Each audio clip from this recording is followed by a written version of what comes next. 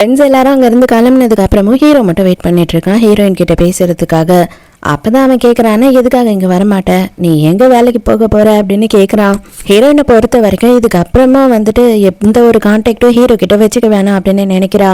So தயவு செஞ்சு என்கிட்ட இதுக்கு மேலே எதுவும் கேள்வி கேட்காதீங்க, எல்லாத்தையும் மறந்துடுங்க அப்படின்னு சொல்லும் போது டக்குன்னு ஹீரோயினோட கையை பிடிச்சி மடியில் எடுத்து உட்கார வச்சுக்கிறான். இதை பாரு, நீ எனக்காக மட்டும் வேலை செய், உனக்கு மாச சம்பளம் நான் கொடுக்குறேன் அப்படின்னு சொல்லும் போது ஹீரோயினுக்கு செம்மையா கோவம் வந்துடுது. டக்குன்னு எழுந்துட்டு அங்க இருக்க சரக்கு தூக்கி அவனோட மூஞ்சிலேயே ஊத்திடுறா. ஊத்துனது மட்டும் இல்லாம எனக்கும் சில கனவுகள்லாம் இருக்கு, என்னை ரொம்ப கேவலமா ட்ரீட் பண்ணலாம் அப்படின்னு மட்டும் நீங்க கனவு கூட காணாதீங்க அப்படின்னு கோவமா அங்க இருந்து போயிடுறா. ரொம்ப பெரிய கோவக்காரியா இருப்பா போல இருக்கே அப்படின்னு சொல்லி இவன் தனியா நின்று சிரிச்சுக்கிட்டு இருக்கான். ஃபர்ஸ்ட் டைமே இப்பதான் வந்துட்டு ஹீரோயின் கம்பெனிலன்ட்டு ஒரு வேலைக்கு ஜாயின் பண்றா. ஜாயின் பண்ண உடனேயே வந்து பார்க்கும் போதுதான் தெரியுது பெரிய மீட்டிங்கே அன்னைக்கு இருக்குன்னு சொல்லிட்டு. அங்க பார்த்தா நம்ம ஹீரோ தான் சிஇஓவா வந்து நிக்கிறான். ஹீரோயின் பார்த்த உடனே ஐயோ போச்சு, நேத்து தான் இவன் அசிங்கப்படுத்தணும், இவன் தான் நம்ம சிஇஓவா, இந்த வேலை இதுக்கப்புறம் இருக்குமா இருக்காதா அப்படின்னு சொல்லி பயப்படுறா. ஹீரோயினை பார்த்த உடனே ஹீரோக்கு பயங்கர சந்தோஷம். நீ தான் எழுந்து நில்லு அப்படின்னு சொல்லி கேட்குறான். அவனும் விடாம இஷ்டத்துக்கு கேள்வி கேட்குறான். ஹீரோயினும் வந்து சும்மா டான்னு பதில் சொல்றான். ரொம்ப படிப்பாளி பொண்ணா இருப்பா போல இருக்கே, பரவாயில்ல வேலையில கூட இவன் நல்லபடியா யூஸ் ஆவா நமக்கு அப்படின்னு சொல்லி யோசிக்கிறான். நல்ல வேலை தப்பிச்சோம், இது வரைக்கும் அவன் கேள்விதான் கேட்டான், நம்மள ஏழா கொடுமை எதுவும் சொல்லல அப்படின்னு சொல்லி இவளுக்குள்ள சந்தோஷம். அப்பதான் நம்ம ஹீரோயினோட ப்ரொஃபைலை எடுத்து பார்க்குறான்.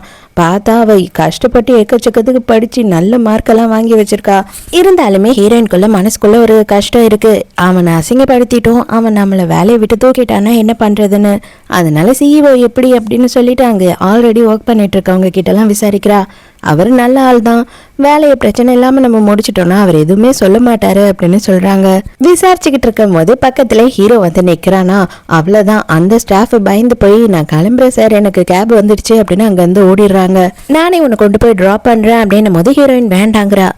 என் சொல் பேச்சை கேட்காத எம்ப்ளாயி இல்லை, நான் உடனே வேலையை விட்டு தூக்கிடுவேன் தெரியுமா அப்படின்னு சொல்லி பிளாக்மெயில் பண்றான். வேற வழியே இல்லைன்னு சொல்லிட்டு ஹீரோயினும் அவனோட கார்லயே வந்து இறங்குறா. இருந்தாலும் ஹீரோ விடுற மாதிரி இல்லை. உனக்கு மாதம் எவ்வளோ சேலரி வேணும்னு சொல்லு, நானே வந்துட்டு கொடுக்குறேன், உனக்கு பிரச்சனையே இல்லை, நீ எனக்கு மட்டும் பர்சனலாக ஒர்க் பண்ண அப்படின்னு சொல்கிறான். ஹீரோயினுக்கு செம்ம கோவம் வருது. தயவு செஞ்சு புரிஞ்சுக்கோங்க, நான் வந்துட்டு எனக்கு கனவு லட்சியம் அதோட வாழணும் அப்படின்னு நினைக்கிறேன். அன்னைக்கு ஒரு நாள் தப்பு நடந்துருந்துருக்கலாம், உண்மையாக நான் செல்ஃபிஷாக அன்னைக்கு நடந்துக்கிட்டேன் தான், எனக்கு தேவை இருந்தது அதனால தான், மற்றபடி எனக்கு வேலை தான் முக்கியம். இந்த ஒரு பழி வாங்கணும் அப்படின்னு மனசுல வச்சுக்கிட்டு என்னை வேலையை விட்டுலாம் தூக்கிடாதீங்க அப்படின்னு கெஞ்சிரா. வேலை செய் நல்லா கஷ்டப்பட்டு வேலை செய் ஓகேயா அப்படின்னு சொல்லிட்டு சாபம் விட்டா மாதிரி போறான். அங்க இருந்து கிளம்பி ஹீரோயின் மனசுக்குள்ள ஐயோ